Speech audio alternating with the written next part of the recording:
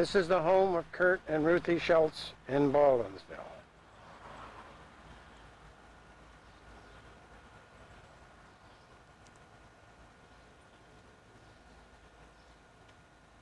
Home of Helen and Bill Eddinger.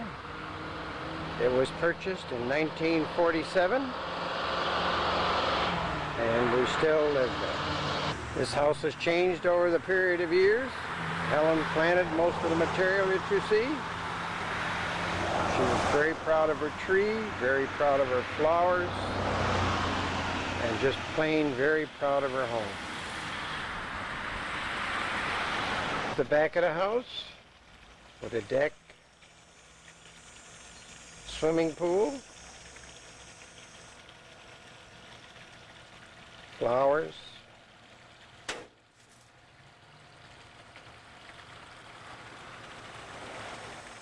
and backyard. My workshop, and a barn full of junk. This is the home of Mill and Jay Maslin. They've been here for a couple of years. Where they originally lived on Center Street. Jay has a truck. It's out here in the country. Very nice. And in the background is the Lynn Fish Farm. I'd take a closer picture, but it's disgusting what those people did to that hard-working man's farm. It was a beautiful home, nice barns. This man has made a dump on it. Beautiful day out here in the country. Of Mill and Jay's home. He has a deck on it. And he has neighbors next door. Further in the background is John and Clara's home. And this was originally Len Fish's ground, his farm, which was given to his children.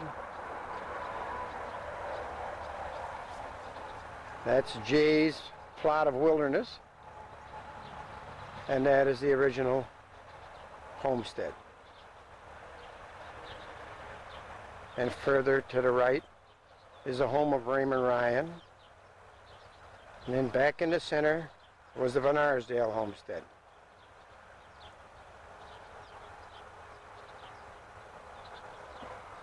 And you can hear the throughway noise in the background. This is the home of John and Clara Farrell, which I built in a weak moment. This also is a section of the Lynn Fish Farm. The lot next to it belongs to Kurt and Ruthie, and I don't think they'll ever build. And on the other side of them is Marion and Don Henry. There's a stand of pines that separate the two homes.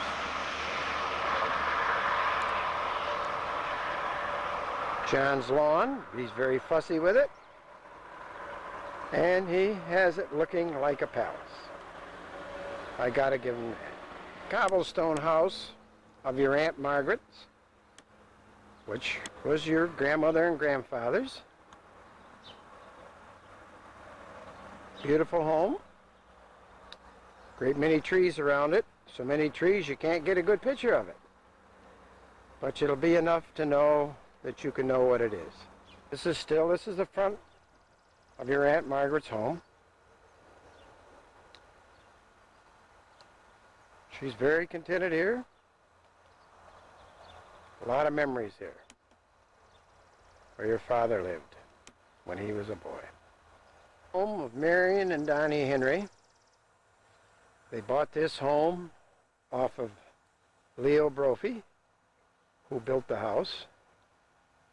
They originally lived on Howard Street, and they moved out here.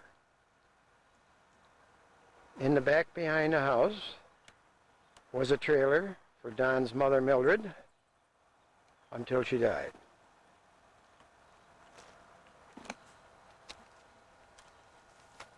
The view from the other side of the house. And Donnie is like I am. He keeps cobbling things. As Helen used to say, you two never finish anything. But we do work at it. And Donnie and Marion stay busy.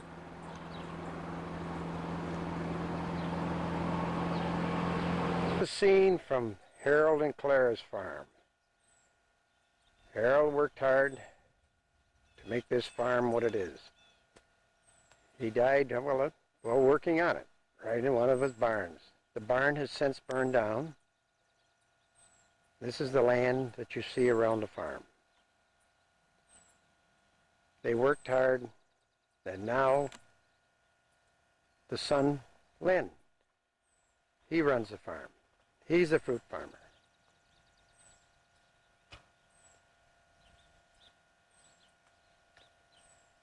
Beautiful country and a beautiful day. Of course, Harold Clara is now married to John Farrell and lives on Kite Road.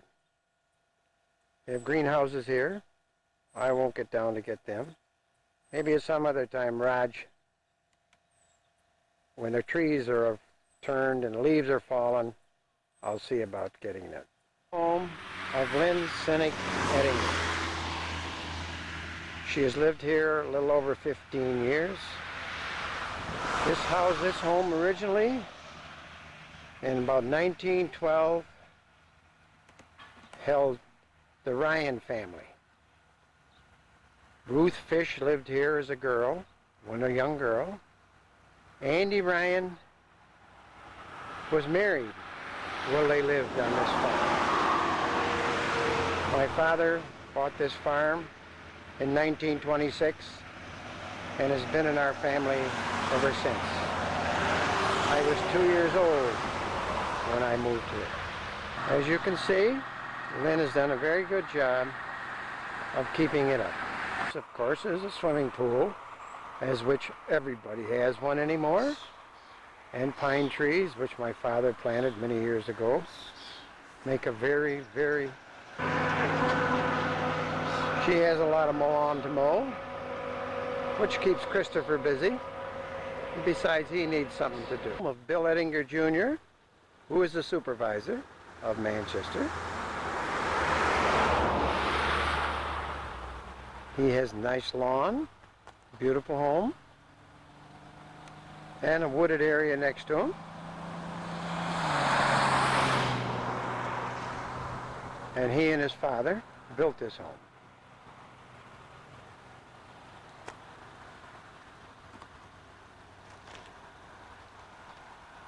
And of course it borders next door to his brother Paul. Paul and Jenny Eddinger lived there. And it also is a beautiful home, which Paul built. I better get a better view around Bill's new swimming pool. And in the front here is the nice little building for the girls to stand waiting for the school bus. He has a nice barn, beautiful lawn, and a beautiful home. And then a little work shed out back. And he's bordered on the pine trees and trees.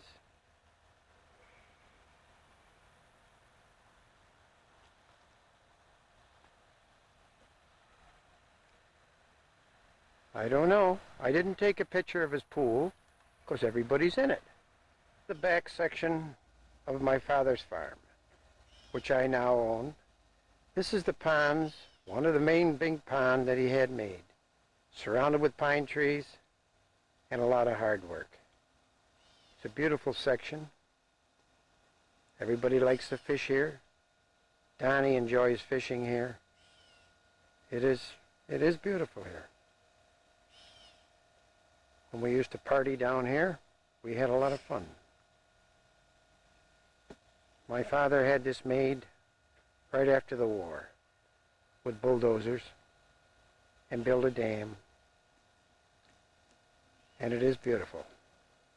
Trees in the background. He had it made, we had Bill Baker make it. And then it crossed here with his pipes that he drove in by himself with a sledge and made a dam, which you see here, which isn't too clear, which is a second pond which he had made And this is a picture from a distance. Shouldn't take it into the sun. It's our party house. A cabin I built. And we entered all of our friends, entertained here. And we had many, many enjoyable parties. That also is surrounded by pine trees,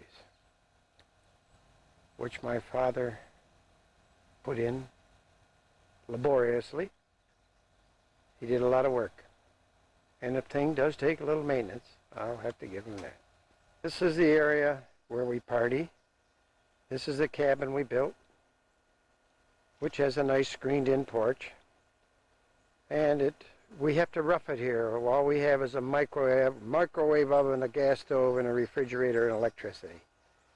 And of course it's bordering a pond, which is very pretty. Beautiful time of the year here.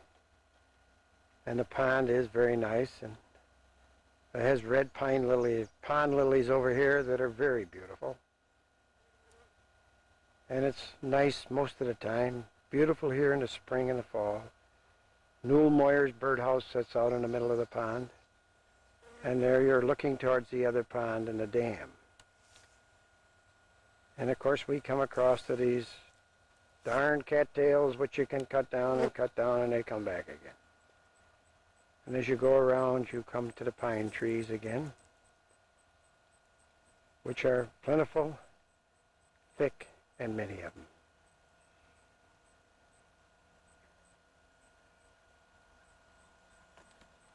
Here the cabin, which you see has a microwave oven, cupboards, refrigerator, a sink, cupboards, a gas stove, and a couple of nice reclining chairs for us senior citizens.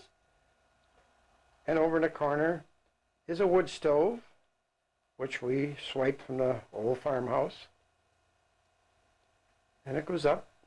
A cuckoo clock from Germany. Many things around here. And a very comfortable Davenport. And hi-fi. And a lot of trinkets sitting around. As you see, we have a table, a nice table. And then as you go up, you have our screened-in porch, which overlooks the pond. And it's very beautiful down here. Many people have enjoyed having parties down here. Helen's mother, Helen.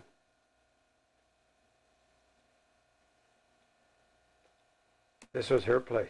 Side of the cabin, on Paul and Jenny's side. And as you turn, you look around the pond, and with the trees in the background, very beautiful. And then you come to the dam, and more cattails, and then you come to the pond lilies, which are nice this time of year.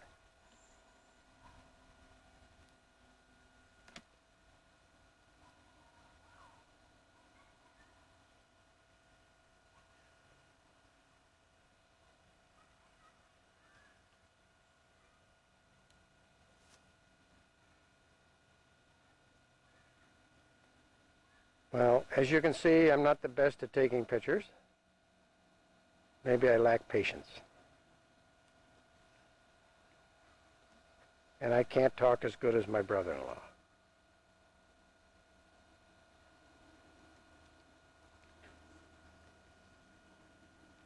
And we'll end back at the porch on the cabin, which is a screened-in porch.